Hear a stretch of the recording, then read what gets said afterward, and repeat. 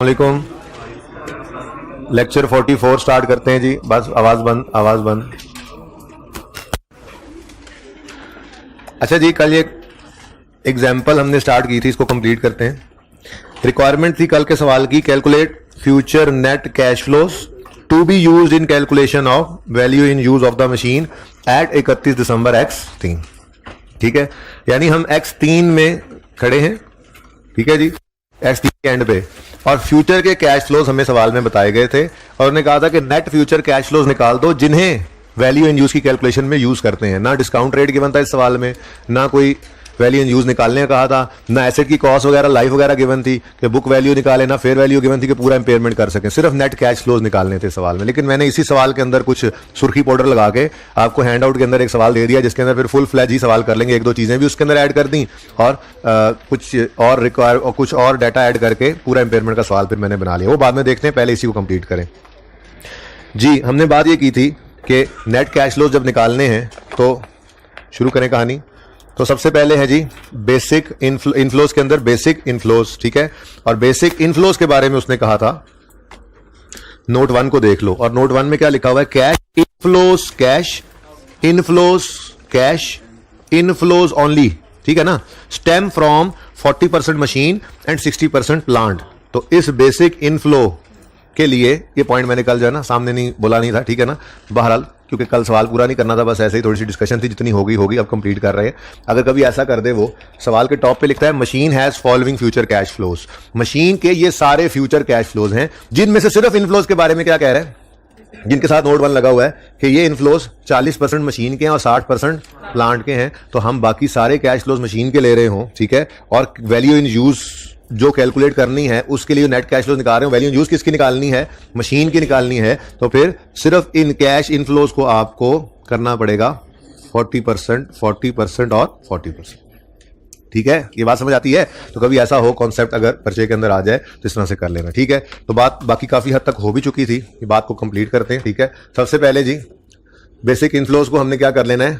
40% कर लेना है, ठीक है। तो कितना बनेगा जी, बताएंगे जी। 1000 का 40% 400, फिर 400 तुसी, फिर 560। ये बात समझ आ गई? अच्छा, उसके बाद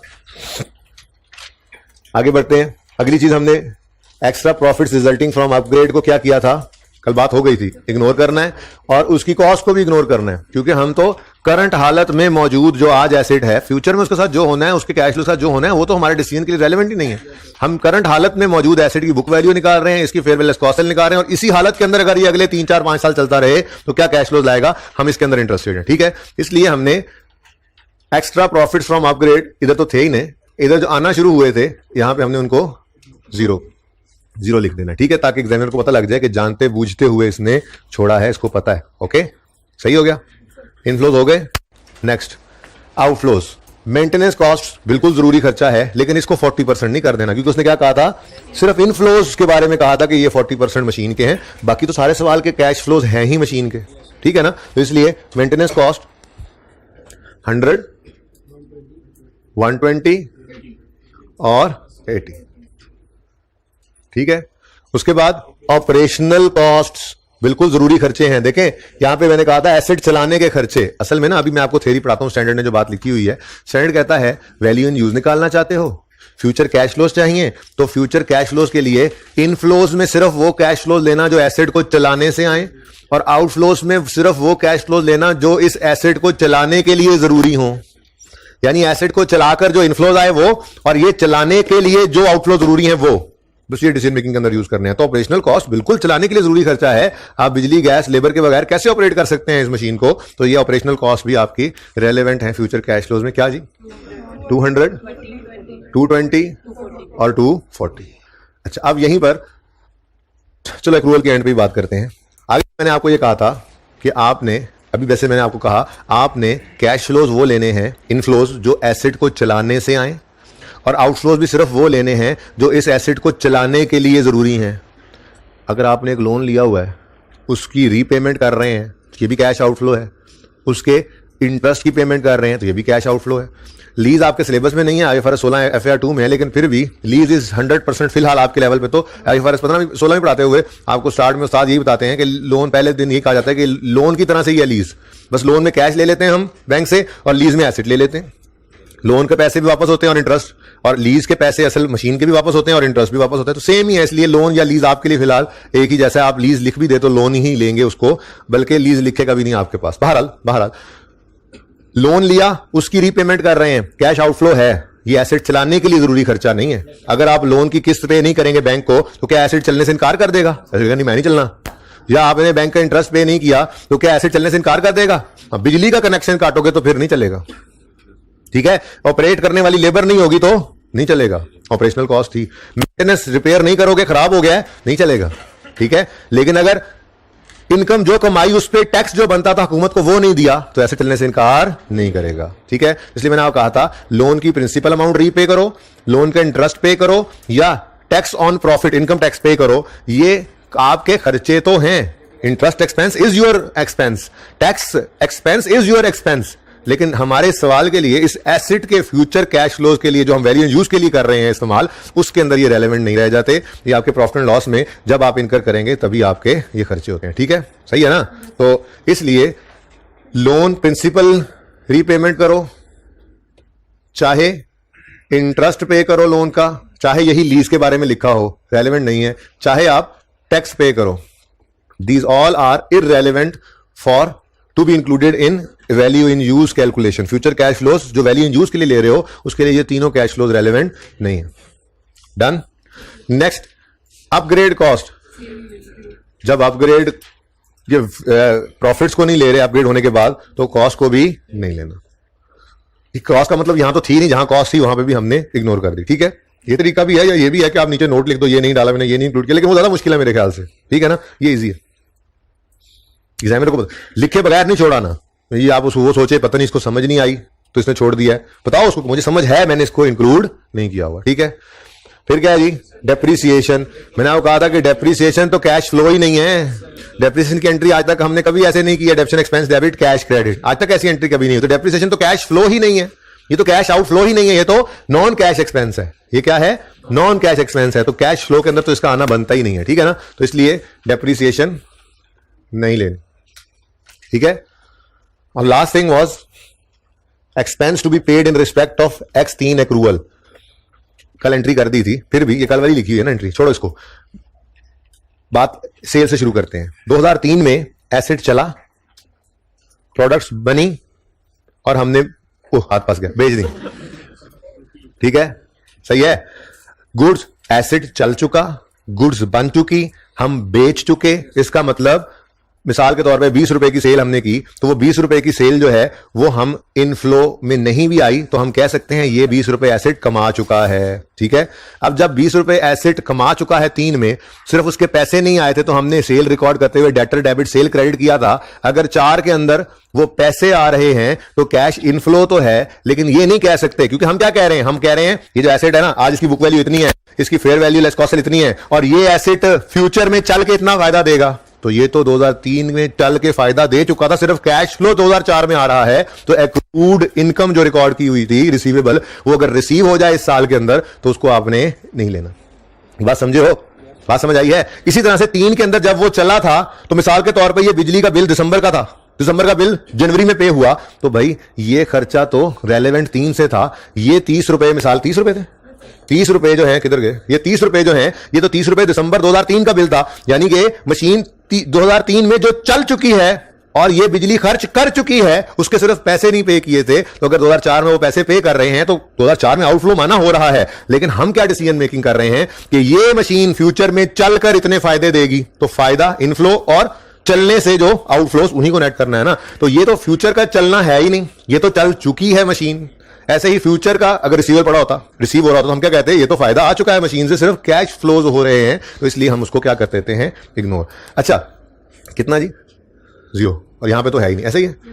अच्छा अब एक चीज और, वो मैंने आज वाले सवाल में डाल दी है, वैसे कल मैंने ज़बानी बताया था कि एक तो ये है कि वो इस तरह से कर दे, और एक ये है कि वो यूं कहते हैं सवाल के अंदर, कहे जी ये जो बेसिक इनफ्लो है ना 400, इसमें एक रिसीवेबल 3 वाला रिसीव हुआ है 20 रुपए, तो क्या करना पड़ेगा, यहां पे माइनस करके 380 लिखना पड़ेगा। और वो यूं कह दे कि ऑपरेशनल कॉस्ट के अंदर 30 रुपए ये पड़े हैं, जो कि 3 का बिल था, 4 में हम पे कर रहे हैं, तो आप क्या करोगे, निकाल के लिखोगे। ये तो अलग पड़ा था इसलिए इग्नोर कर दिया, तो आज वाले सवाल मैंने वो डाल दिया हुआ, ठीक है, सही है। तो ये सवाल हमारा हुआ पूरा। नेट कैश फ्लोज 100, 140 और 240। लेकिन एक चीज रिक्वायरमेंट वाली लाइन में अगर आप देखें तो वो लिखी हुई है कि जी प्रोजेक्शन जो करनी है ना आपने, वो करनी है 5 साल की।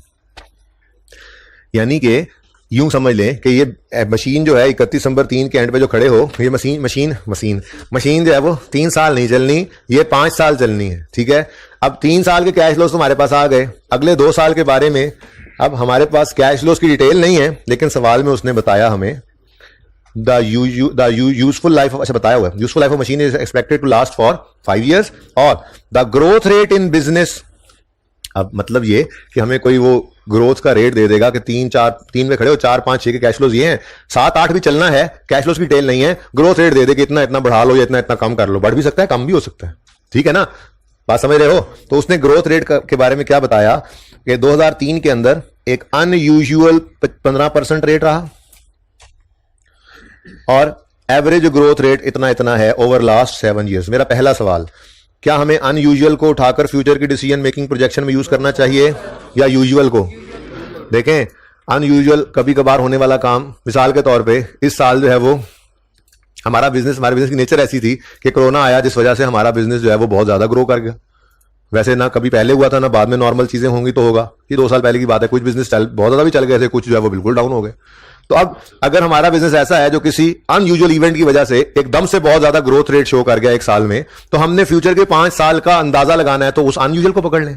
क्या हर साल 2 साल बाद आप या आप हर साल एक्सपेक्ट कर रहे हैं कि अनयूजुअल काम होते रहेंगे? अब नॉर्मेलिटीज को आपने फ्यूचर की डिसीजन मेकिंग में नहीं लेना होता। पार्टनरशिप का टॉपिक हुआ करता था आपका 2 टाइम पहले खत्म हो गया। उसके अंदर एक कॉन्सेप्ट होता था गुडविल की कैलकुलेशन का एक मेथड होता था कि आपने ना एवरेज प्रॉफिट्स, जो पास्ट के एवरेज प्रॉफिट्स है ना, 3, 4, 5 साल के एवरेज प्रॉफिट्स को लेके फ्यूचर की गुडविल एस्टीमेट करनी होती थी किसी भी बिजनेस की। तो उसमें ना किताबों में लिखा हुआ है कि अगर मिसाल के तौर पे पिछले 5 साल के प्रॉफिट्स में से किसी एक साल में मिसाल के तौर पे आग लगी थी और एबनॉर्मल लॉस आ गया था, तो उस एबनॉर्मेलिटी को रिमूव कर देना, क्योंकि आप ये नहीं अज्यूम करते कि हर 2 साल बाद आग लगेगी फ्यूचर में भी और एबनॉर्मेलिटी आया करेगी। बात समझ रहे हो थोड़ा, ठीक है ना। तो एबनॉर्मेलिटीज को हम क्या करते हैं, इग्नोर करते हैं। इसका मतलब अनयूजुअल 15% को तो हमने ग्रोथ रेट के तौर पे यूज नहीं करना था, ठीक है। हाँ, ये जो एवरेज ग्रोथ रेट है ओवर लास्ट 7 years, ये बिल्कुल रेलेवेंट है। लेकिन अब इसके अंदर भी 2 तरह के आ गए, एक इंडस्ट्री का और दूसरा बिजनेस या एसिड स्पेसिफिक। बिजनेस स्पेसिफिक और उससे भी नीचे का लेवल क्या होता है, जिस मशीन की बात हो रही है उसी का ग्रोथ रेट दे दे, ठीक है ना। तो अगर आपके पास अनयूजुअल को निकाल देते और एवरेज ग्रोथ रेट सिर्फ इंडस्ट्री दिया होता तो 10% ले लेते। लेकिन आज क्या हुआ, बिजनेस स्पेसिफिक दे दिया, तो अब इंडस्ट्री वाले को भी छोड़ दो, और भी ज्यादा स्पेसिफिक हमारे बिजनेस का रेट आ गया, ग्रोथ रेट तो ज्यादा बेहतर है ना, अपने बिजनेस के ऊपर लगाएं। और अगर निचले लेवल पे एक और कर देता स्पेसिफिक टू एसेट, तो फिर बिजनेस वाले को भी छोड़ देते और कहते हैं इस एसेट का ग्रोथ रेट भी मिल गया, सुभान अल्लाह, फिर वही यूज करें, बिल्कुल एग्जैक्ट हो गया काम। ये बात समझ रहे हो। लेकिन फिलहाल तो चूंकि हमारे पास बिजनेस वाला आ गया, तो इंडस्ट्री सारी को छोड़ो, हमारे बिजनेस का हमारे स्पेसिफिक बिजनेस का रेट गिवन है, तो ये रेट यूज करेंगे। तो ग्रोथ रेट कौन सा यूज करेंगे फिर, 8%, ठीक हो गया। अच्छा, ग्रोथ रेट है, ये इंक्रीज की तरफ भी जा सकता है, ये डिक्रीज की तरफ भी आ सकता है, ठीक है ना। फिलहाल तो ग्रोथ रेट ही है। किसी सवाल में वो यूं भी कह सकता है कि फ्यूचर कैश फ्लोज 8% से इंक्रीज हो रहे हैं, किसी में यूं भी कह सकता है कि फ्यूचर के कैश फ्लोज मिसाल के तौर पर 5% से डिक्रीज हो रहे हैं। समझ रहे हो। तो जो भी ग्रोथ रेट या डिक्लाइन रेट जो भी गिवन हो, उसी से फ्यूचर की प्रोजेक्शन को आपने चला लेना है। बात समझ आई, बोलो। अच्छा, अब यहां पर 8% रेट है। एक तो ये था 8, 8, 8 अलग अलग लगाएं, और एक ये है, एक पकड़े एंड पर और सारों के ऊपर उसी को लगा ले, ठीक है। ये मुमकिन था कि हर एक का ग्रोथ रेट अलग दे देता।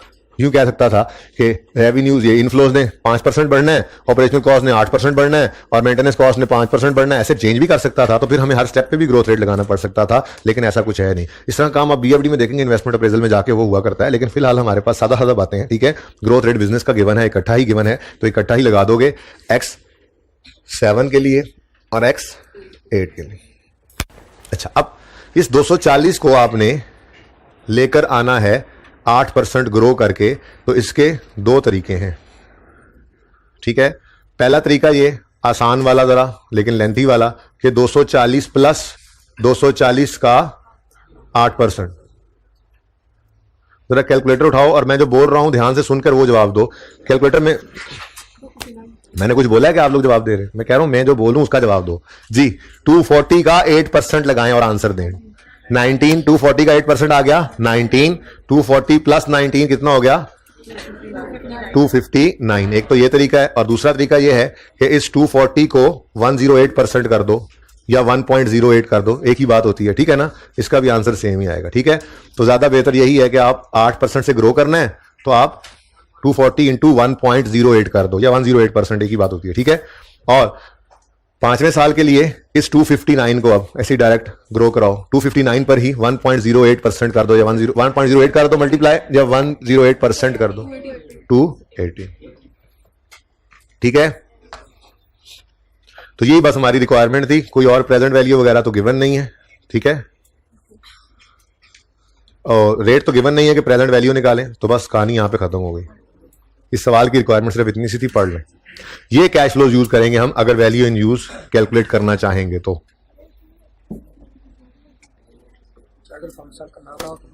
फिर 3 साल पे रोक देते भाई।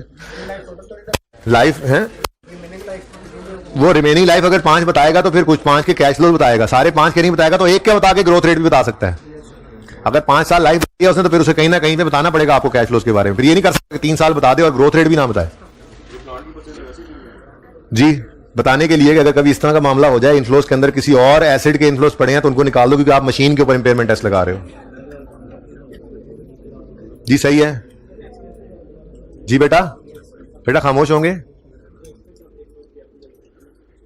बेटा 2003 के अंदर प्लांट चला, बिजली खर्च हो गई।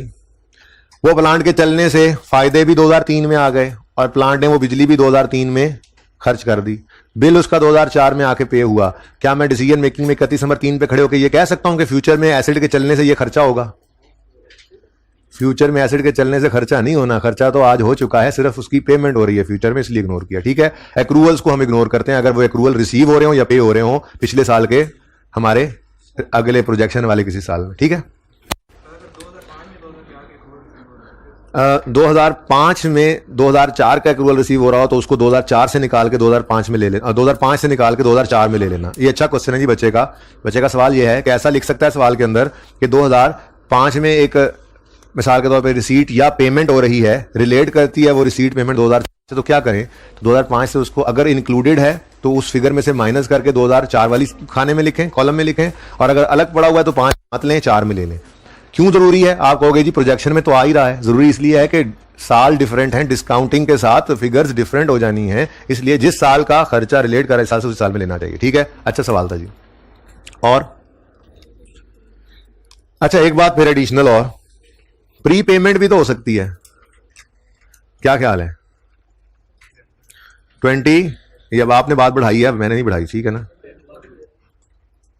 20x3 का एक्रूवल था, एक्रूवल यानी कि एक्सपेंस या इनकम 2003 की थी। रिसीव मतलब यह है कि रिसीव्ड और पेड इन x4, तो इसका ट्रीटमेंट क्या है? इसको इग्नोर करना होता है, ठीक है ना। तो इसको हमने क्या करना है जी, इग्नोर करना है इन x4। अच्छा, और अगर किसी में शामिल पड़ा है तो उसको माइनस कर देना है, ठीक है ना, डिपेंडिंग अपॉन सिचुएशन। अच्छा, और अगर 2003 में आपने कुछ प्री पेमेंट कर दी,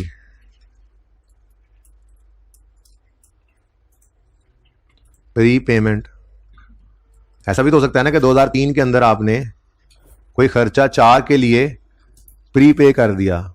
अब प्री पेमेंट कैश तो आउटफ्लो या इनफ्लो, मतलब मैं आउटफ्लो ही ले लेता हूं, ठीक है ना, और मैं इसको ना सिर्फ पेड ही कर देता हूं, क्योंकि प्री पेमेंट तो एक्सपेंस के साथ ही आती है ना, इनकम तो एडवांस हो जाती है, कॉन्सेप्ट तो सेम ही है, लेकिन मैं यहां पे ना सिर्फ ये कर देता हूं, ठीक है ना। अच्छा, प्री पेमेंट का मतलब क्या है? 3 में पेमेंट हो गई लेकिन सर्विसेज यूज हमने करनी है वो वाली जाकर 4 में। अब कैश फ्लो 3 में नहीं ये 4 में नहीं आ रहा, लेकिन रिलेट किससे कर रहा है? 4 में। इसका मतलब क्या है? प्री पेमेंट x3 में, तो इसका मतलब क्या होता है कि services are used up in x4। तो आप क्या करें? हाँ, आप 4 में इसको होना चाहिए, तो consider in consider in 20x4, ऐसा भी हो सकता है, ठीक है, सही है ना। लेकिन ये आज तक कभी ऐसी बात टेस्ट नहीं हुई है, भाई के सवाल से बात बढ़ गई आगे, तो मैंने कहा चलो ये भी कर लें। ओके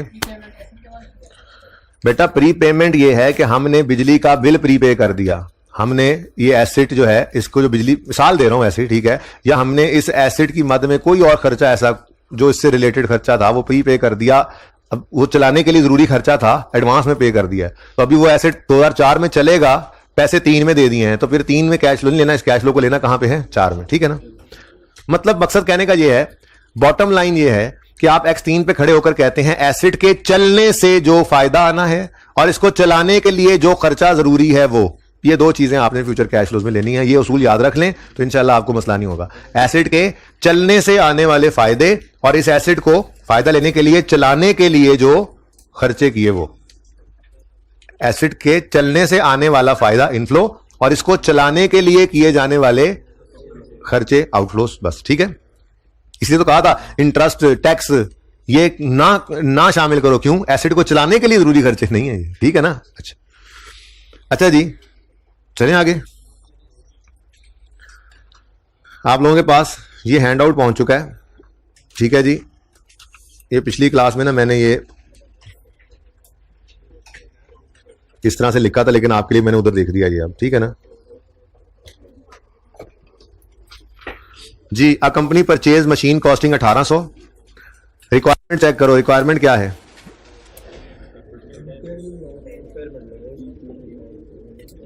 रिक्वायरमेंट है जी इंपेयरमेंट लॉस कैलकुलेट करें। अच्छा, जरूरी नहीं होता, इसलिए ये फैनी भी लिख लेना चाहिए था, मैं लिखना भूल गया था। असल में ना ये सवाल वही एग्जांपल है बेसिकली, इसके अंदर सिर्फ टॉप पे एसेट की कॉस्ट ऐड कर दी मैंने, लाइफ ऐड कर दी, उसके बाद यहां पे fair value less cost to sell add हो गई और नीचे आखिरी लाइन में डिस्काउंट रेट ऐड हो गया। बाकी सारा सवाल वही है, बीच में सिर्फ वो एक लोन प्रिंसिपल रीपेड नहीं था उस एग्जाम्पल में, तो वो भी मैंने यहां पे लिख दिया, ठीक है ना।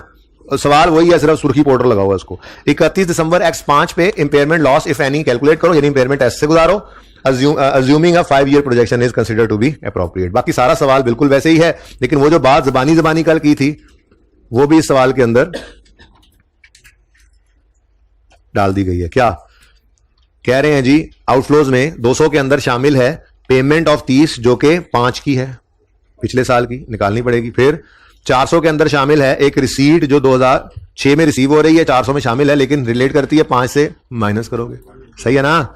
चलो अच्छा जी, तो बाकी सारा सवाल वैसे ही है। आप लोगों को मैं पूरे 2 से 3 मिनट देता हूं, स्टेप वाइज चलना है। पहले हेडिंग बनाओ impairment test, number 1 step book value निकालोगे वहीं पर, फिर नंबर 2 स्टेप रिकवरेबल अमाउंट, उसके लिए fair value less cost to sell, सामने पड़ी हुई है दो चीजें नेट करोगे, वैल्यू इन यूज के लिए इसी तरह की वर्किंग करोगे। बस फ्यूचर कैश फ्लोज निकाले हैं ना हमने नेट, उसके आगे एक स्टेप और 10% वाला डिस्काउंट रेट यूज करके उसकी प्रेजेंट वैल्यू भी निकालो।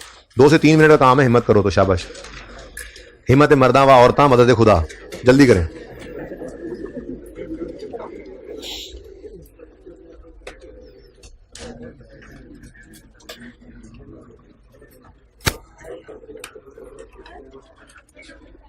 हैंड आउट भाई दे दो आगे, पहली रो में आके।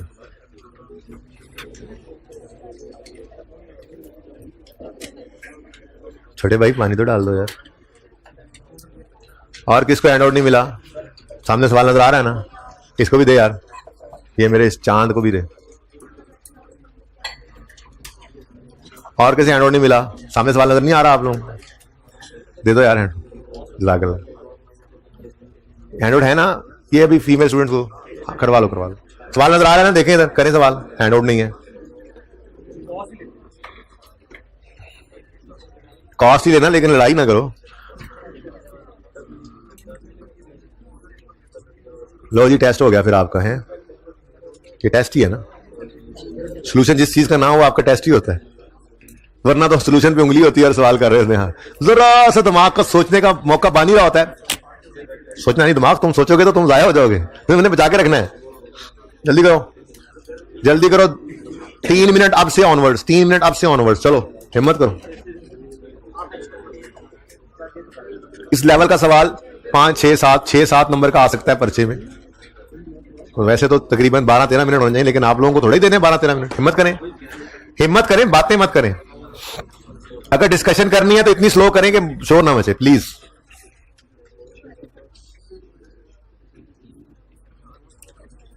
हाइब्रिड वालों क्या हाल है? आ रहा हूं मैं। छापा पड़ सकता है किसी भी वक्त, मुझे लगता है वो वक्त अभी है। अच्छे बच्चे सवाल सारा पढ़ के फिर शुरू करते हैं, उनको आधा टाइम लगता है फिर सवाल करने में। और कुछ ऐसे होते हैं जो करते जाते हैं एंड पे जाके देखते हैं ओहो ये बात पढ़ी होती तो सवाल कुछ और होता, जवाब कुछ और होता। तो चलो शुरू से काट के नए सिरे से करें। हल्की सी आवाज कम कर दीजिएगा ताकि वो टू टू ना करे जाके।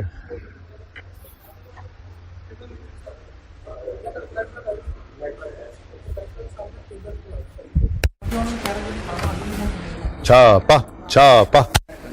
हाँ भाई, कुछ लिखा ही नहीं तुमने, है ना? तुमने कौन एंजॉय करो, चिल करो, चिल। और कौन कौन चिल कर रहा है? चिल कर क्यों है? ये भी चिल्ली कर। भाई नई चीज बता ही दूंगा, टेस्ट हो रहा है तुम लोगों का। वाह, वैल्यू इन यूज की हेडिंग दे दिया आपने अभी तक। अच्छा शाबाश, हिम्मत करें हिम्मत करें। ये भाई ये फिजिकल क्लास में ये उठ के लगा क्यों खड़ा हुआ आगे? मेरे ख्याल में माइक नहीं चल रहा। हाँ पढ़ी जा सवाल करी कुछ ना। अच्छा यार नाराज को तुम मजाक कर रहा हूँ यार, तुम तो वही हो ना पढ़ रहे हो, पढ़ के करेंगे।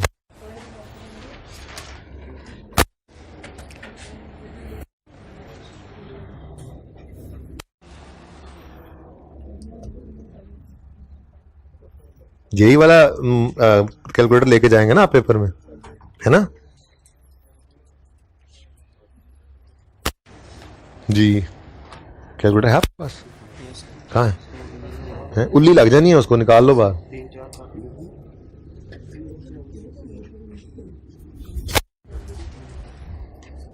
सही है, नकल कर सकते हो आप, सीख रहे हो अभी। हैंड तो है ना सबके पास ही आई।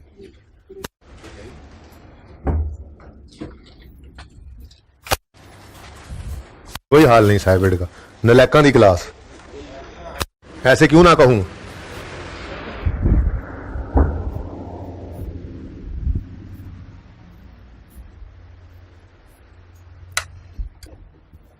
क्या हो रहा है इधर? उनका माइक ऑन हो गया होगा, तो उधर क्यों सब ऑफ किया हुआ था? इनका ऑन था, इसका भी ऑन था। अच्छा चलो हिम्मत कर लो, हिम्मत।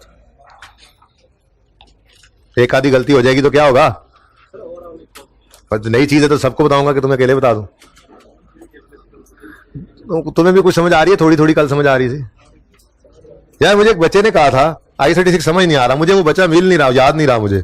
तो अगर इस क्लास का है तो वो क्लास के बाद मिलके मुझे बता दे I-36 समझ आ रहा है कि नहीं आ रहा। आगे जाना, जाओ जाओ यार जाओ, आपके लिए ये सीटें सारी।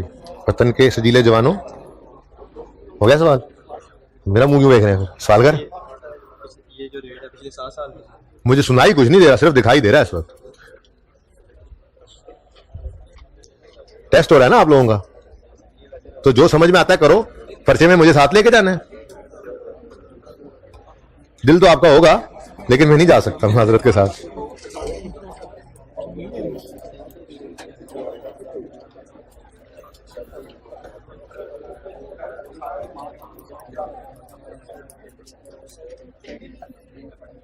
ठीक जा रहा है अब तो शकूर तू।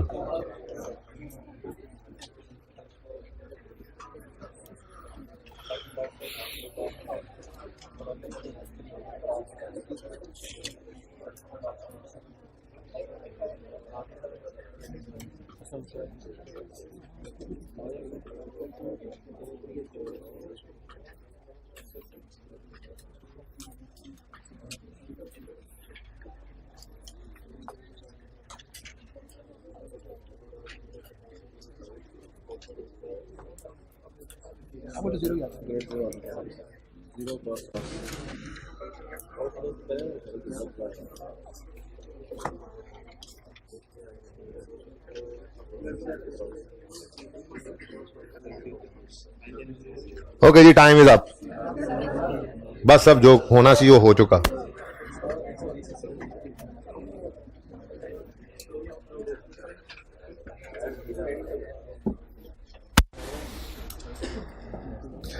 जी बच्चों, तो देखें जी, हमें इंपेयरमेंट लॉस निकालना हो, चेक करना हो इंपेयरमेंट के लिए एसिड को, तो इंपेयरमेंट टेस्ट से गुजारते हैं। इंपेयरमेंट टेस्ट के लिए हमें बस कर दें, अब बुक वैल्यू चाहिए होती है और रिकवरेबल अमाउंट चाहिए होती है। रिकवरेबल अमाउंट के अंदर fair value less cost to sell भी चाहिए होती है और वैल्यू इन यूज भी। तो ये हमें 1, 2, 3 चीजें कैलकुलेट करनी होती हैं। ऐसे ही सवाल के अंदर उसने बताया था कॉस्ट है 1800, यकम जनवरी 3 को खरीदा था, 8 साल उसकी लाइफ थी, और 31 दिसंबर X3 पे लाकर हमसे टेस्ट लगवाया जा रहा है। इसका मतलब यकम जनवरी 3 से 31 दिसंबर 3, 4, 5 3 साल गुजर गए। ठीक है, तो बस अब जो हुआ सो हुआ। आप जरा इधर देख लें प्लीज। ठीक है, सोल्यूशन आपको पिक्चर के तौर पे भी मिलने लगा। ओके, तो 31 दिसंबर X3 पर बुक वैल्यू निकलेगी 1800, कॉस्ट है माइनस 1800 डिवाइडेड बाय 8, 1 साल की डेप्शन है, इनटू 3, तो ये आपकी बुक वैल्यू निकल आनी थी 1125। ठीक हो गया जी, समझ आ रही है। उसके बाद हमें रिकवरेबल अमाउंट के अंदर fair value less cost to sell भी चाहिए थी और वैल्यू इन यूज भी। Fair value less cost to sell तो 780 रुपए आ गई। वैल्यू इन यूज के लिए आपने क्या कुछ लेना था, क्या कुछ नहीं। सबसे पहले बेसिक इनफ्लोज 400 नहीं ले सकते थे, क्योंकि उसने कहा था इस 400 में शामिल है 20 के डेटर्स जो रिसीव हो रहे हैं उन क्रेडिट सेल से जो 5 में रिकॉर्ड हो गई थी। इसका मतलब ये 380 आना था, 400 नहीं आना था। उसके बाद ये 380 इनफ्लो, ये 480 इनफ्लो और ये 560 इनफ्लो। ठीक हो गया। नेक्स्ट आउटफ्लोज में, अच्छा सॉरी, ये एक्स्ट्रा प्रॉफिट्स रिजल्टिंग फ्रॉम, ये तो नहीं लेते हम। ठीक है, तो इनको हमने क्या करना है, इग्नोर, 0 लिखना है ना। ठीक है, ताकि पता लगे उसको इग्नोर किया उन्होंने। फिर मेंटेनेंस कॉस्ट बिल्कुल रेलेवेंट कैश फ्लोज हैं, आउटफ्लोज में लेने थे। जिसका एंड आंसर सही नहीं भी आया ना, उसने ये चीजें जो लिखी 10 में से 4 आइटम, 6 आइटम, 8 आइटम सही लिखे, उसके नंबर मिलेंगे उसको। ये अगर 5 नंबर, 6 नंबर, 7 नंबर का सवाल है तो गलत करके भी 3, 4, 5 आधे से ज्यादा नंबर इसमें आ सकते हैं। ठीक है ना, तो सवाल करते रहा कीजिए। ओके, उसके बाद ऑपरेशनल कॉस्ट हैं, ये 200 नहीं ले सकते थे, क्योंकि उन्होंने ये कहा था नोट 1 में इस 200 में शामिल है पेमेंट ऑफ एक्सपेंसेस ऑफ तीस to be paid in respect of X 5 accrual. तो 5 का खर्चा 6 में पे हो रहा है, तो हमने इसको इग्नोर करना है और 170 यानी माइनस करना है। ठीक है, तो आप 170 का आउटफ्लो। ठीक है जी, उसके बाद 220 और 240, बाकी सब सेम था। इंटरेस्ट ऑन लोन नहीं, लोन की प्रिंसिपल अमाउंट की रीपेमेंट भी नहीं, टैक्स भी नहीं, कॉस्ट ऑफ इंक्रीजिंग कैपेसिटी भी नहीं और डेप्रिसिएशन भी नहीं। नई चीज आई ओवरऑलिंग कॉस्ट। वैसे ये कॉन्सेप्ट तो हुआ है, आई कैप टेस्ट नहीं करता, लेकिन मैंने इसलिए लिख दिया कहीं गलती से आ जाए। ठीक है, तो ओवरऑलिंग ये होती है कि 4-5 साल बाद एक हैवी कॉस्ट लगाई जाती है एसिड को जरा सही करने के लिए। ठीक है ना, तो उसके अंदर जो रूल्स हैं वो पढ़ाने की तरफ मैं इंटरेस्टेड नहीं हूं फिलहाल।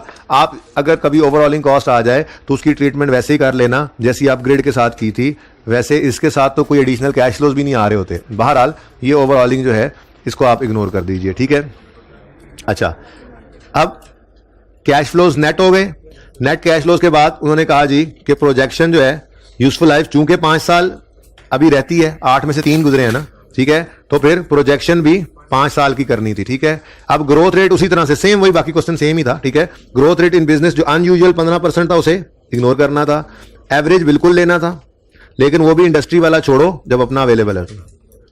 और एडिशनल चीज क्या थी, ठीक है, तो X9 और 10 के लिए आपने 8% ग्रोथ रेट यूज करना था। नेट कैश फ्लोज आने पर आपने फिर उनको 10% से डिस्काउंट करके प्रेजेंट वैल्यू निकाल लेनी थी। ठीक है, ये प्रेजेंट वैल्यू निकाल के आपने रिकवरेबल अमाउंट की कैलकुलेशन में लेकर जानी थी, टेस्ट करना था हायर क्या है और जो हायर होना था उसको चेक कर लेना था। ठीक है, तो ये काम आप लोगों ने अब किया और उसका ये आंसर आया जी। 1 मिनट पहले देख लें काइंडली, फिर कर लीजिएगा।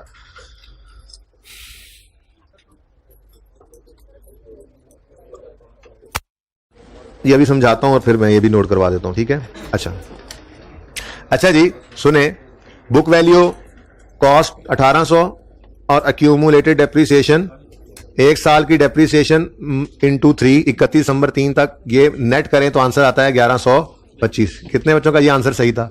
अब देखो इसके नंबर थे, जिसको सवाल नहीं भी आता था इसके नंबर तो मिल गए ना। आगे बढ़े, रिकवरेबल अमाउंट चाहिए। रिकवरेबल अमाउंट होती है fair value higher of fair value cost sell और वैल्यू इन यूज। तो फेयर वैल्यू कॉस्ट सेल 780 आ गई इसके नंबर में। वैल्यू इन यूज के लिए वर्किंग 1 में आ गए। वर्किंग 1 में बेसिक इनफ्लोज 380, 480, 560। आउटफ्लोज में मेंटेनेंस कॉस्ट और ऑपरेटिंग कॉस्ट, तो सिर्फ यही आए, बाकी कोई भी चीज नहीं ली गई। ठीक है, नेट कैश फ्लोज आ गए। नेट कैश फ्लोज को आपने 2 साल 1.08 से ग्रो किया।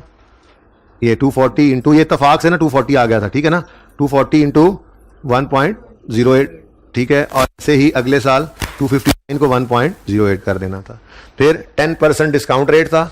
ये X5 वाले को 1 साल पीछे लाना था, 7 वाले 6 वाले को 1 साल पीछे लाना था, 7 वाले को, सबको एक X5 पे लाना है ना, 7 वाले को 2 साल पीछे, 8 वाले को 3, 9 वाले को 4, 10 वाले को 5, ठीक है। तो 1.1 रेज़ टू पावर -1, -2, -3 और हमारी प्रेजेंट वैल्यू आ गई थी 747। अब हायर इतना कुछ करने के बाद पता लगा कि फिर फेयर वैल्यू कॉस्ट सैलरी थी। लेकिन एक बात याद रखें, ये नहीं कि आपका कोई नुकसान हुआ है।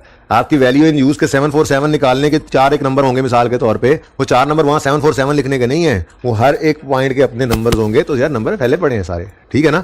अच्छा, तो हायर 780 आ गया और हमारा एसेट नजर आ रहा है कि क्या हो गया है, इंपेयर हो गया है। तो एसेट इंपेयरमेंट की एंट्री पास करोगे। Impairment loss expense debit, accumulated impairment loss या एसेट भी कर सकते हो ना, बोलो, ये क्रेडिट कर दोगे, ठीक है। 345, ओके डन।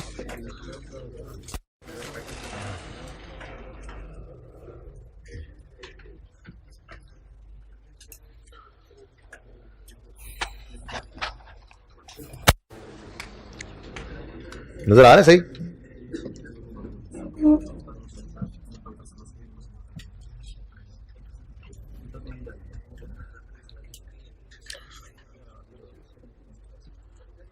अच्छा जी, अब एक छोटी सी डिस्कशन और।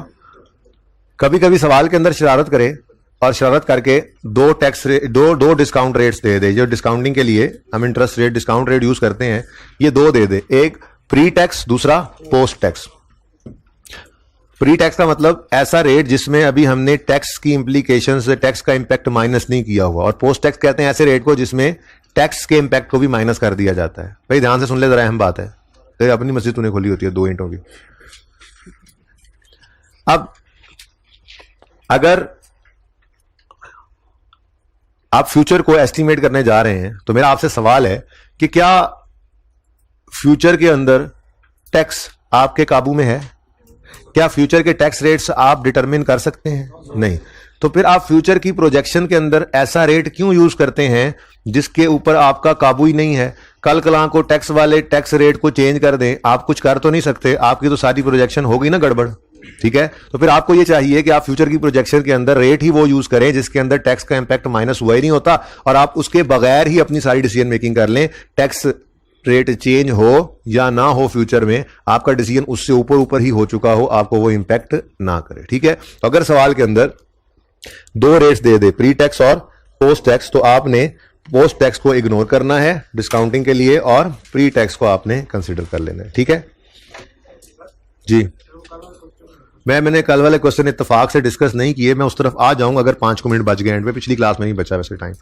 असल में मैंने ना वो रीवैल्यूएशन करवानी थी, वो इंपेयरमेंट टेस्ट लगवाना था रीवैल्यूड एसेट पे। तो हमारे लेक्चर नोट्स में वो एक सवाल था, लेकिन वो पता नहीं मुझे क्या हुआ कि मैंने उस एक सवाल के 3 सवाल बना दिए। तो वो टाइम जो था ना, वो अगर 5 मिनट लगना था तो वो 15 मिनट लग गए। तो इसलिए वो डिस्कस नहीं हो सके पास पेपर्स, बट वो मेरे जिम्मे है इंशाल्लाह।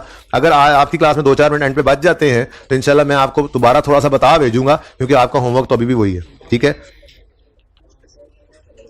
क्या नहीं समझ आ रहा तो याद कर लो बेटा, ठीक है, रट्टा लगा लो। फिर देखो बेटा, फ्यूचर के मिसाल के तौर पे आपने एक टैक्स रेट लिया, इंटरेस्ट रेट यूज किया 10%, 10% पोस्ट टैक्स है, ठीक है। अब इस तक पहुंचते पहुंचते मिसाल के तौर पे 2 रुपए का टैक्स इंपैक्ट आपने फ्यूचर में माइनस किया हुआ है, ठीक है ना। अब टैक्स वालों ने फ्यूचर के अंदर टैक्स इतना बढ़ाया कि वो 2 की बजाय 4 बन गया, तो आपका तो ये 10% रेट फिर फारिग हो गया ना। तो आप वो वाला रेट ही मत लो जिसमें से टैक्स माइनस हो जाता है। टैक्स से ऊपर ऊपर रहते हुए रेट यूज कर लो, ताकि आप डिसीजन मेकिंग उसके बगैर ही कर चुके हो, टैक्स बदले या ना बदले आपको उससे फर्क ना पड़े। ये मैंने कहा है। बाकी अगर समझ नहीं आ रही तो ये समझाना जरा आपके लेवल पे मुश्किल है, इसके लिए फाइनल का इंतजार करना पड़ेगा आपको। फिर तो जितना कुछ समझ आ गया ठीक है, जिनको नहीं आया फिर वो याद रख लो कि हम हमेशा कौन सा रेट यूज करेंगे, प्री टैक्स। इससे ज्यादा बात मैं कर नहीं सकता, मेरे लिए मुमकिन नहीं है आप लोगों के साथ करना, ठीक है। इस क्वेश्चन में 31 दिसंबर X5 पे खड़े होकर इंपेयर हो रहा है एसेट। क्यों? 31 दिसंबर X5 पे ही खड़े होकर सारा काम किया ना भाई जी। फरमाइशी प्रोग्राम अगर खत्म हो गया तो जरा फिर बुक के ऊपर आए और ये टेबल अब पढ़ के देख लें। Future cash flows page number 313, page 313 देख लें। अब ये याद हो गया, अब आपको बस एक बार पढ़ना ही है इसको।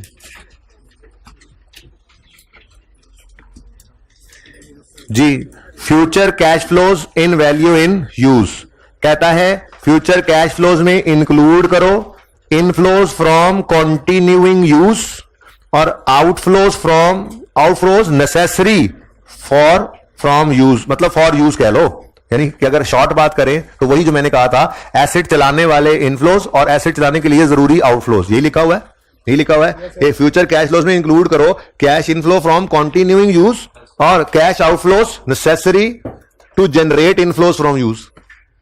बात समझ आती है? ठीक है। और अगली बात वो जो कल तक सवालों में आ रही थी लेकिन आज सवाल में इत्तेफाक से थी नहीं, net disposal proceeds at end of assets useful life. ये भी तो हम लिया करते थे ना, तो पास पेपर वाले सवाल में ये भी आया हुआ था, ठीक है। पास पेपर वाले सवाल में ग्रोथ रेट बढ़ने की बजाय कम हो रहा था, तो ये हो जाता है, ठीक है, बता दिया वैसे आप लोगों को। अच्छा, तो ये शामिल करने हैं ये तीन चीजें, cash inflow from continuing use और कैश आउटफ्लोज जो नेसेसरी हैं to generate inflows from use, वो आउटफ्लोज ले लो। और तीसरी चीज लाइफ के एंड पे अगर हमारे सवाल में नहीं गिवन थी तो नहीं ली, वरना लाइफ के एंड पे जो डिस्पोजल प्रोसीड्स गिवन होती हैं नेट करके वो भी ले लिया करते हैं। किया हुआ हमने 3-4 सालों में ऐसे, ठीक है।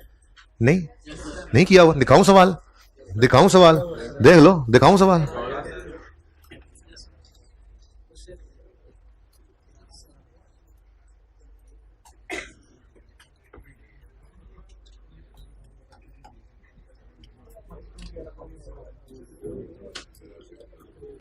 ये देखो, साल आखिरी साल में 10-2 किया था, ये फिर अगले कई सवालों में किया था लाइफ के एंड पे जो पैसे बेचकर मिलने हैं। तो ये समझ नहीं आ रहा था, दिखाने से समझ नहीं आया, तुम लोग हो बदनीयत लोग। अच्छा, मत शामिल करो फ्यूचर कैश फ्लोज में क्या? लोन या lease payment and their interest, income tax receipt और पेमेंट्स।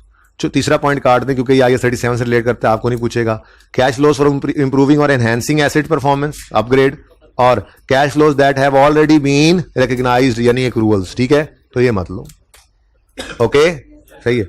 आई कहता जी the discount rate must be pre tax rate that reflects current market assessment of time value of money and risk specific to asset. ये मैंने आपको बताया थोड़ी देर पहले, ठीक है, कि आपके पास अगर एसेट वाला स्पेसिफिक रेट आता तो फिर बिजनेस वाले को भी छोड़ देते, एसेट वाले पे जाते। एसेट वाला नहीं है तो बिजनेस अपने वाले बिजनेस पे आए, ये ना मिलता तो फिर एवरेज पे जाते, ठीक है। अनयूजुअल तो कभी भी नहीं लेना होता हमें, ठीक है। लेकिन सही बात तो यही है कि जो एसेट डिसीजन मेकिंग में यूज हो, जिसकी डिसीजन मेकिंग कर रहे हो ना, अगर उसका स्पेसिफिक रेट है तो फिर वो यूज करो, नहीं तो मजबूरन अपनी इंडस्ट्री का यूज कर लो जिसमें आप ऑपरेट कर रहे हो, ठीक है। आपका प्लांट जो है वो टॉफियां बनाता है तो टॉफी बनाने वाली इंडस्ट्री का एवरेज रेट ले लो, अब यही हो सकता है ग्रोथ रेट, ठीक है ना, अगर आपके एसेट का गिवन ना हो तो। ओके, और समझ आ रही है भाई? आपको समझ आ रही है तो ऐसे करेंगे बड़ा, समझ आ रही है, समझ नहीं आ रही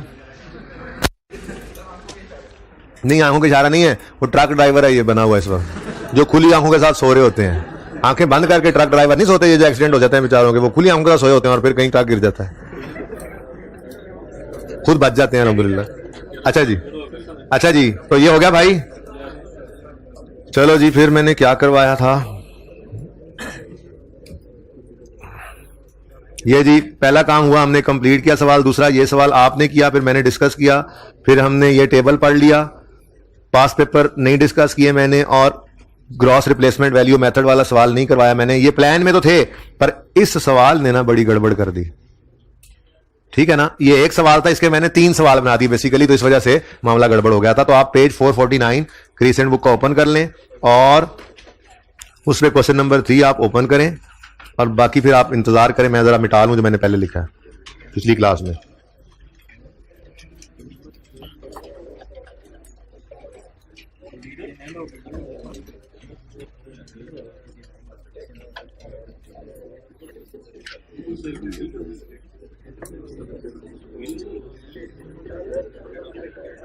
हमें भाई जरा पॉज कर दें, ऐसे उनकी वीडियो बढ़ती रहेगी, ठीक है ना। ये पुराने सवाल को जरा साइड पे ले जाऊं मैं, ये ले जाना भूल गया बेटा, आपको नजर नहीं आएगा, जरा सब्र कर दें, जब जरूरत पड़ेगी तो मैं दिखा दूंगा ये सवाल।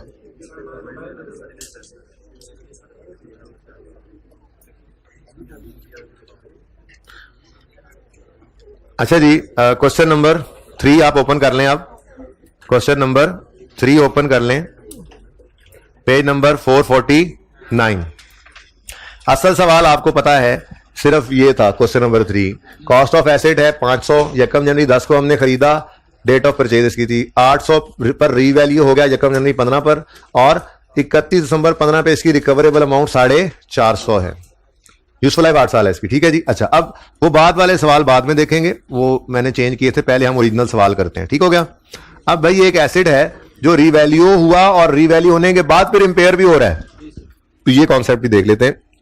500 का एसेट खरीदा था और यकम जनवरी 10 को खरीदा था, और 31 दिसंबर यकम जनवरी 15 पे जाके रीवैल्यू हो रहा है, तो जंप कर सकते हैं, बिल्कुल कर सकते हैं, दरमियान में कोई रीवैल्यूएशन तो है नहीं, तो फिर हम एक्यूमुलेटेड डेप्रिसिएशन निकाल लेते हैं, ठीक है जी। एक्यूमुलेटेड डेप्रिसिएशन निकालने के लिए आप 1 साल की डेप्रिसिएशन निकालोगे, डिवाइड बाय 8 इनटू कितने साल गुजरे।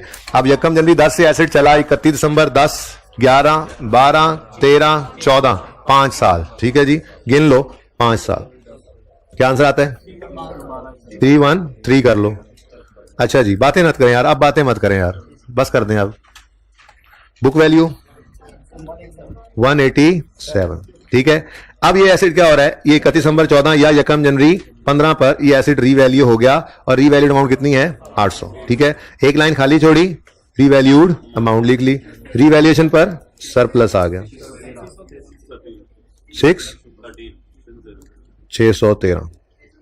613 का सरप्लस नजर आने लग गया, ठीक है जी।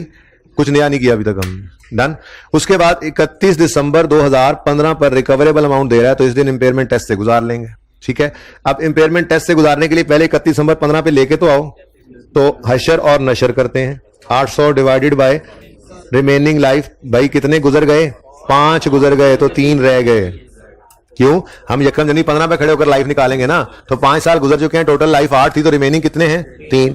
ये हो गया हशर, और 613/3 ये हो गया नशर जी, 267 और 204, ठीक है जी। डेप्रिसिएशन और ट्रांसफर जी, बुक वैल्यू 533,409।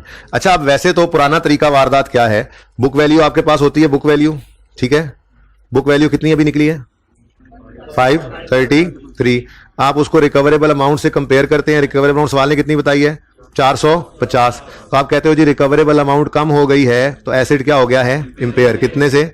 83 से इंपेयरमेंट लॉस आ गया। ऐसे ही है ना, ये बिल्कुल ठीक है कोई ऐसे करना चाहे तो, लेकिन मैं एक ऐसे फॉर्मेट पे आपको डाल रहा हूं जो इसी फॉर्मेट को कंटिन्यू करते हुए इंपेयरमेंट को भी ले आएगा साथ।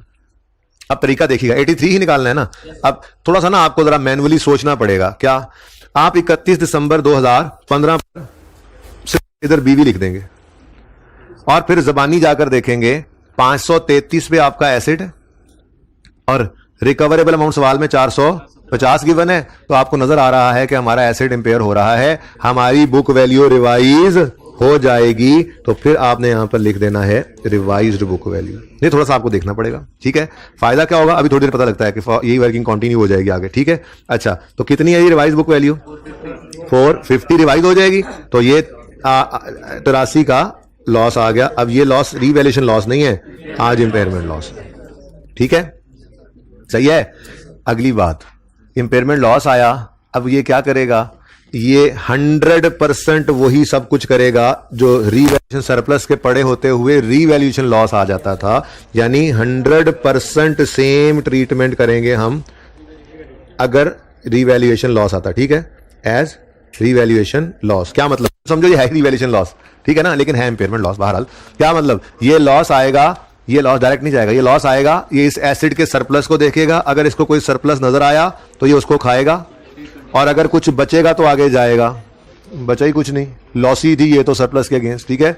अभी लॉसा भी लाएंगे, ठीक है, टेंशन ना लो। इसीलिए तो सवाल बन के बच्चे ने सवाल किया, मैंने कहा चल ये सिचुएशन डाल दे, फिर चल वो लो, तो फिर जितनी को फिर वो एक आधी और भी बोली, मैं कह रहा कुछ भी खुद भी सोच लो, 4 सवाल बना रहे हो तुम, 3 तो मैंने कर दिए थे, ठीक है ना।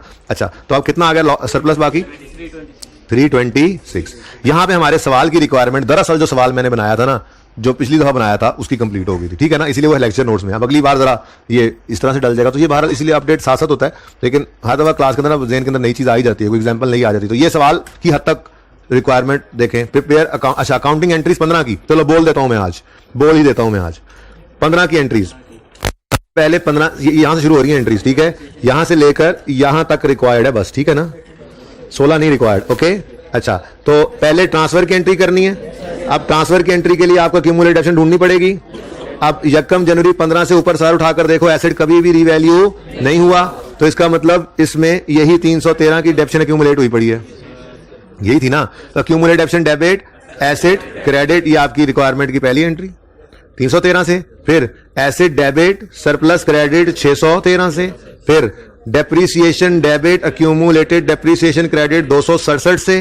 फिर revaluation surplus debit retained earning credit 204 से।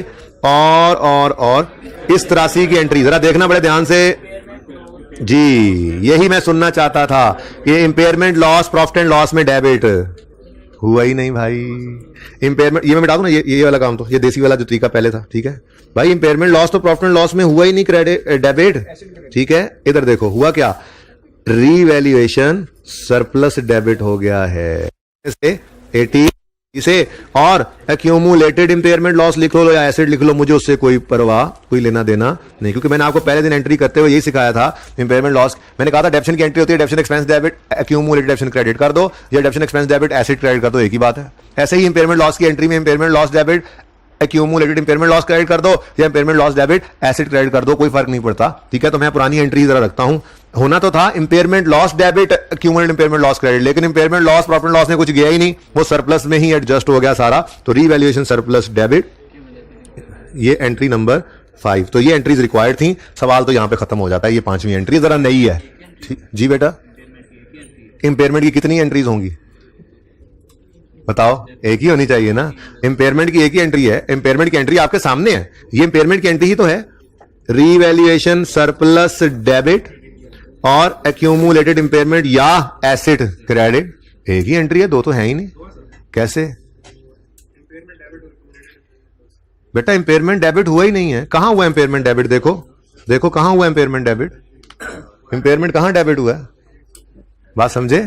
अच्छा, अभी और सिनेरियोज बनेंगे तो और क्लियर हो जाएगा, ठीक है। अच्छा, लेकिन मैंने कहा ये वर्किंग फायदा क्यों देती है बच्चों को, असल बात तो यहां शुरू हुई थी, अगले साल तो बाद में आए हैं, ठीक है ना। मैंने कहा देखो अगर ये वर्किंग के फॉर्मेट पे चढ़ गए ना आप, तो फिर आपको अगले साल में डेप्रिसिएशन इजी रह जाएगी, ठीक है। जैसे एसेट की बुक वैल्यू रिवाइज हो गई है, तो फिर डेप्रिसिएशन फ्यूचर ईयर्स में रिवाइज्ड बुक वैल्यू पर को डिवाइड करोगे रिमेनिंग लाइफ पे, वो 2 है, 2 रहेगी। 31 दिसंबर 15 पे खड़े होकर लाइफ निकालोगे ना फिर, ठीक है। ये हो गया हशर और फिर साथ ही नशर, तो ये आ गया 225 और 163। तो 2 साल बाद ये खत्म हो ही जाना है, 2 साल बाद नहीं, 1 साल बाद, यानी 17 में खत्म हो जाएगा, ठीक है। आप कहोगे सर वो 163, यार राउंडिंग का डिफरेंस भी तो कोई चीज होती है, कोई 1 आध रुपए आ जाए तो खैर है। ये आपने ही कुछ किया था ना, 162.5 को शायद कुछ इस तरह था 0.5, ये this is not a difference, okay. Book value बताओ 225 और 163, तो अगले साल खत्म हो जाएगा, बात समझे हो। यानी रीवैल्यूड एसेट अगर इंपेयर हो जाए तो इंपेयरमेंट लॉस 100% वैसे ही ट्रीट करता है जैसे रीवैल्यूएशन लॉस आता था। क्या मतलब? मतलब ये कि अगर कुछ सरप्लस ना पड़ा तो सारा 83 प्रॉफिट एंड लॉस में चला जाता, ठीक है। अब कुछ सरप्लस पड़ा हुआ है लेकिन इतना कम है कि इंपेयरमेंट लॉस ही नहीं, लॉसा है, सारे सरप्लस को खा जाए तो बकाया चला जाएगा, वो देख लेते हैं अभी, ठीक है ना। अब बात समझे हो।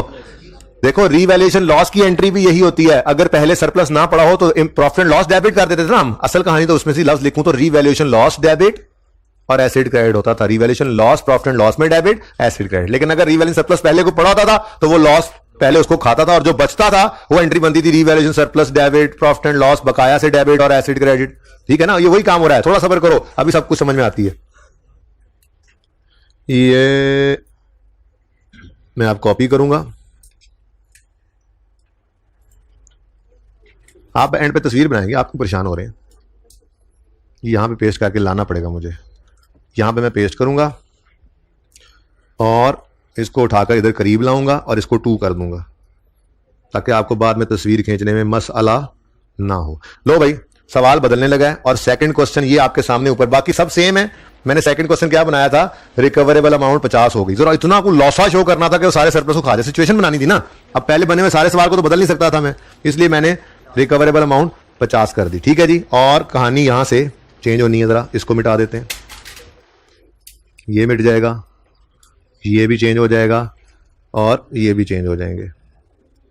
ठीक है, अच्छा जी, चलो शुरू करते हैं। बाकी सब वैसे ही चलता आया, सब कुछ वैसे ही चलता आया, बोलो। और यहां पे आके अब स्टेप भी रिवाइज हो रहा है। यहां पे आके आपने बुक वैल्यू लिखनी है सिर्फ, और रिवाइज अभी नहीं लिखना, और जरा जबानी देखना है। एसेट 533 पे नजर आ रहा है इस वक्त बुक वैल्यू, और रिकवरेबल अमाउंट खैर से 50 है। अन्नी इंपेयरमेंट हो गई है, इंपेयरमेंट लॉस है, इंपेयरमेंट लॉस है। अगर इंपेयरमेंट लॉस है तो बुक वैल्यू ने क्या हो जाना है, रिवाइज। तो यहां पे क्या लिखेंगे, रिवाइज्ड बुक वैल्यू। ठीक है, बुक, लो भाई, अब यहां पे रिवाइज भी खतरनाक लॉस था ना, कितनी, 50। ठीक है, अब अगर ये 50, इसको भी मिटाना चाहिए था जी।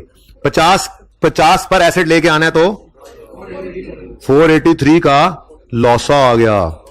इस लॉसे ने पहले जाकर सारे सरप्लस को खा लिया, सरप्लस हो गया 0, बकाया 74 का लॉस इतना था अभी भी कि वो प्रॉफिट एंड लॉस में चला गया। ठीक है, बात समझ रहे हो? अच्छा, अगली बात, अब अगला साल रिक्वायर्ड नहीं है, लेकिन पहले यहां तक एंट्री तो कर लेना। बाकी 4 एंट्री तो सेम आनी है, लेकिन 5वीं एंट्री ना बदल गई है। ये देखो, अब 5वीं एंट्री बदल गई, सिचुएशन के हिसाब से बदली है। ठीक है, तो 5वीं एंट्री अब इधर आके क्या बनेगी, मैं तरतीब से ही चलाता हूं एंट्री, तरतीब से ही चलाता हूं एंट्री। जी बोले। एसेट भी क्रेडिट कर सकते हैं, मैं बार बार बोल रहा हूं 83 से अकोमोडेशन की बजाय। ठीक है ना, उससे कंफ्यूज तो नहीं हो रहे। एसेट क्रेडिट कर दूं या सही है, चलेगा। अच्छा जी, स्टेप सबसे पहले क्या नजर आ रहा है, एसेट क्रेडिट हुआ 483 से। रीवैल्यूएशन सरप्लस डेबिट हुआ 409 से। और इंपेयरमेंट लॉस लिख रहा हूं मैं आप लोगों के लिए, जो आपको तकलीफ हो रही थी क्यों नहीं आ रहा, आगे अब इंपेयरमेंट लॉस जो कि प्रॉफिट एंड लॉस डेबिट लिखते थे, ये बैलेंसिंग फिगर जो एंड पे हमने निकाली है, ये कितना आ गया, 74। तो हो गई एंट्री। ठीक है, समझ गए? अच्छा, अब इधर देखो, अब अगर अगले साल में हम इसको डेप्रिशिएट करेंगे, अगर तो इसको 50 को डिवाइड करेंगे 2 से, और सरप्लस के साथ वही करना है, ये लॉस के साथ जो दूसरे लॉस के साथ करते थे। हाँ, वो अलग बात है कि हमारे सिलेबस में इसका रिवर्सल नहीं है कि ये बाद में कभी रिवर्स भी हो, कि कभी ऐसे मामलात आए कि हमारा ये ऐसे इतनी बेहतर हालत पे आ जाए कि सरप्लस, ये इंपेयरमेंट लॉस जो है ये रिवर्स हो जाए। इस सिलेबस में नहीं है, ये भी बात बहुत आगे तक मैंने कर दी है। बहरहाल कितना आया जी, 25 और ये 37। ठीक है जी, ये कितना आ गया जी, 25 और ये, ठीक है, हाँ, माइनस, समझ आई? अच्छा जी, एक और लाइन लगाएं। ठीक है, इस पे 2 लिख दें पहले, 2 जी। अच्छा जी, अब इधर वो पुराने ही कर देते हैं ना पेस्ट, वो भी थक गया, अब कहता है बस कर दो यार। आपकी तस्वीर के लिए मैंने इसको करीब रखा। अच्छा, लो भाई, तीसरा सवाल शुरू होता है, और तीसरे सवाल के अंदर भी कहानी यहीं से चेंज होनी है। ठीक है, हाँ जी, खत्म भी हो जाए इंशाल्लाह, पर ये पता नहीं क्यों। अच्छा, सुनो, अब सिचुएशन क्या है, चल ही जाएगा, थोड़ा बहुत स्लो हो गया जरा, बस चल जाएगा। वैसे मैं डाटा से बहुत ज्यादा लोड हो गया ना वन नोड में, इसलिए तंग कर रहा है, मुझे पता लगा है। अच्छा जी, अब सवाल तीसरा है कि ये रिकवरेबल अमाउंट कितनी है, 550। रिकवरेबल अमाउंट कितनी है, यानी मैंने कहा वो सिचुएशन भी लाया ना, बच्चे कहें सर अगर इंपेयरमेंट लॉस आई ना, तो भाई उसी तरह से बीवी लिखो, सॉरी हाँ इधर बीवी लिखो, और अब जबानी देखो, 533 पर अगर एसेट पड़ा है और रिकवरेबल अमाउंट 550 है तो बीवी रिवाइज नहीं हुई। यहां पे कुछ भी आपने रिवाइज नहीं लिखना, इसका मतलब 533 का 533 ही रहा, there is no impairment loss. इधर देखो पांचवी एंट्री क्या होगी इस सिनेरियो में आकर, पांचवी इस सिनेरियो में आकर एंट्री नहीं होगी। ठीक है, अगली बात सुनो सुनो सुनो सुनो, यानी सब कुछ वैसे ही है भाई, सब सब्र करो, सब कुछ वैसे ही है। अच्छा, इसका मतलब अगर अगला साल हम आगे बढ़ाएं तो फिर वही पुराना काम अभी भी चलने देंगे। क्या मतलब? मतलब डेप्रिसिएशन होगी वही 800 डिवाइडेड बाय 3 और वही 613 डिवाइडेड बाय 3 और वही 267 और वही 204। आंसर आएगा वो है राउंडिंग का डिफरेंस प्लस, वरना एक साल लाइफ रह गई है, और 200। ठीक है, बात समझे हो? अच्छा, इसको बेशक पिक्चर ले लो अब, और साथ साथ एक बात जबानी सुनो और छुट्टी करो। नहीं ना टाइम बचा, मैंने कहा था ना टाइम नहीं बचना।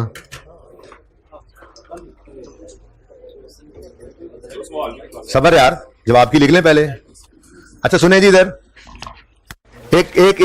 एक बात ये भी ज़हन में आती है कि अगर यही रीवैल्यूएशन 1 जनवरी 15 की बजाय 31 दिसंबर 15 पे होती, यानी एक ही डेट पर रीवैल्यूएशन भी हो और इंपेयरमेंट टेस्ट भी लगाना हो, तो पहले रीवैल्यू करेंगे फिर इंपेयरमेंट टेस्ट से एसेट को गुजारेंगे। तो अपने पास लिख लें, उसूल है ये। लिखें आप, लिखें। ऐसा कभी होता नहीं, सवाल में हुआ नहीं, लेकिन अगर हो जाए तो क्या करना है, लिखें। मैं जो रजिस्टर बंद किए थे ना, बस दिल करता है कि ना लिखवाऊं इनको। अगर एक ही डेट पर रीवैल्यूएशन भी हो और इंपेयरमेंट टेस्ट भी लगाना हो, अगर एक ही डेट पर, सेम डेट पर रीवैल्यूएशन भी हो और इंपेयरमेंट टेस्ट भी लगाना हो, तो हम पहले रीवैल्यूएशन करेंगे और फिर इंपेयरमेंट टेस्ट लगाएंगे। तो हम पहले इंपेयरमेंट करेंगे, फिर जाग रहे हैं, तो पहले हम रीवैल्यूएशन करेंगे फिर इंपेयरमेंट टेस्ट लगाएंगे। ये उनके लिए मैंने बोली बात उलट करके, जो लिख नहीं रहे कह रहे हैं घर जाके लिखेंगे, याद ही नहीं रहना उनको, याद मिक्स होना है उनको, पहले क्या करना है। ठीक है, तो पहले रीवैल्यूएशन फिर इंपेयरमेंट। अच्छा जी सुने प्लीज, ये क्वेश्चन की भी तस्वीर कह रहे थे भाई साहब लेनी है। अच्छा जी सुने, पास पेपर 1 और पास पेपर 4, अब आप पास पेपर 4 जो था ना वो बारबरी वाला, उसको और नए जज्बे के साथ एक बार करें। उसमें सिर्फ एक एडजस्टमेंट थोड़ी सी तंग करेगी, लॉजिकली सोचेंगे तो वो भी हो जाएगा। ठीक है ना, इंटरेस्ट वगैरह उसमें शामिल है, वो आप कर लेंगे। तो ये 2 सवाल करने हैं आपने और प्रैक्टिस क्वेश्चन 6 तक करना है। ये संडे जो आ गया है इसमें आपने सारी पेंडेंसीज को रिमूव कर देना है, मैं बता रहा हूं। बात सुने, बात मंडे को एक्रूअल बेसिस ऑफ अकाउंटिंग शुरू होगा, बड़ी अहम बात कर रहा हूं, सुन लें। ये बच गया, इसको मारना था जी। मंडे को एक्रूअल बेसिस ऑफ अकाउंटिंग शुरू करेंगे और 1 से 1.5 दिन में खत्म करके बोरिंग कॉस्ट शुरू हो जाएगा। अगले वीक में वो खत्म होना है। चीजें काबू में नहीं आती, अगर आपकी नहीं आएंगी, अगर आपने अब तक का सारा कंप्लीटली अपने पास एग्जाम लेवल पे ना कर लिया, तो कोशिश कर रही हैं सारा इंपेयरमेंट का टॉपिक आपने लाजमी संडे पे अपने मुट्ठी में कर लेना है। आइए 16 तो चल ही रहा है साथ साथ, ताकि आगे भी आसानी रहे। ठीक है, ओके, अल्लाह हाफिज।